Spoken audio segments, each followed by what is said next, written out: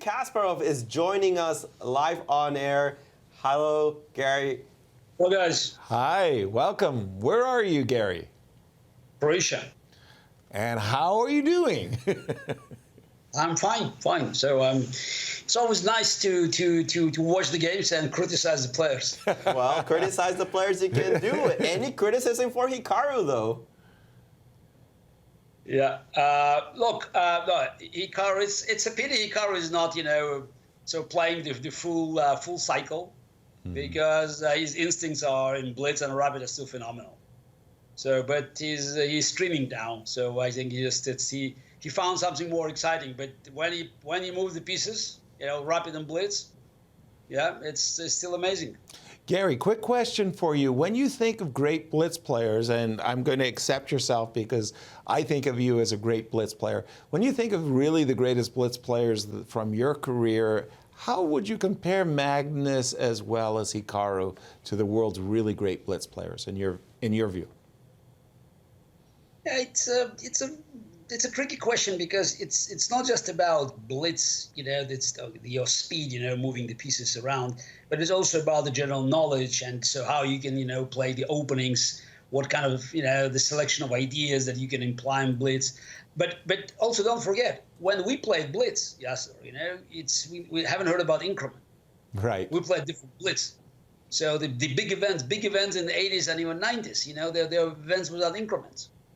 So now it's quite a different game. So that's why I think automatically, just projecting. So Fischer, Petrosian, Tal, myself, Karpov, even Kramnik at his peak, too, Magnus and Hikaru and Ferrugia.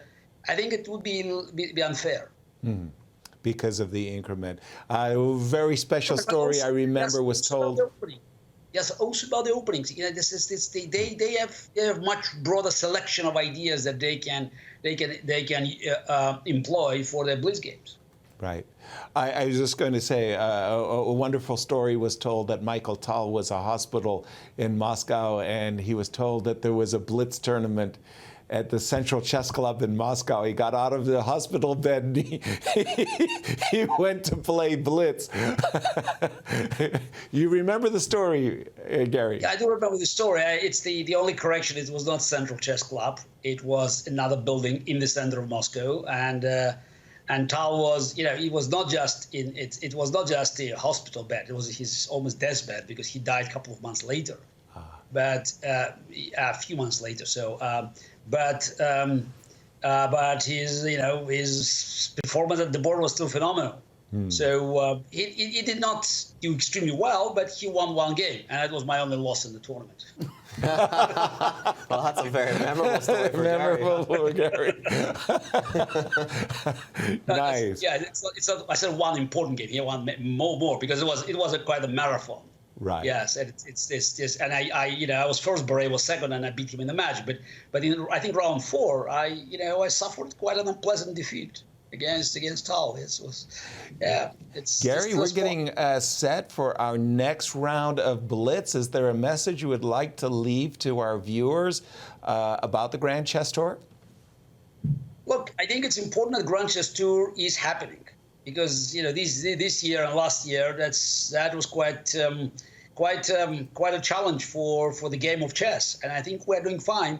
It's very important that the Grand Chess Tour, even with all the challenges, all the difficulties, all the setbacks, with players, not